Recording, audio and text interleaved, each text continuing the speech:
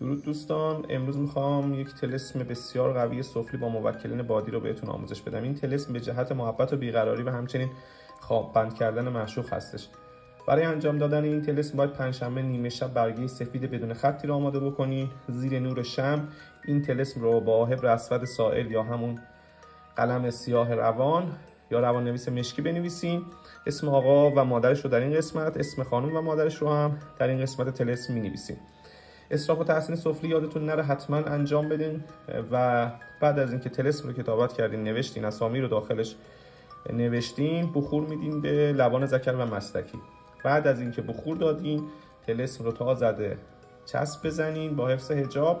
سر فرصت از درخت یا بلندی آویزون بکنین که موقع وزش باد این طلسم رو تکون بده و ترجیحاً جایی باشه که آدمیزاد زیاد رفت آمد نکنه.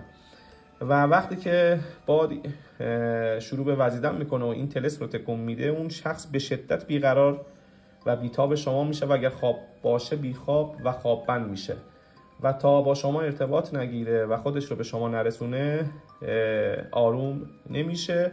قدر این طلسم رو بدونید بسیار قوی هستش. امیدوارم در انجام دادنش موفق باشین. خدا نگهدارتون.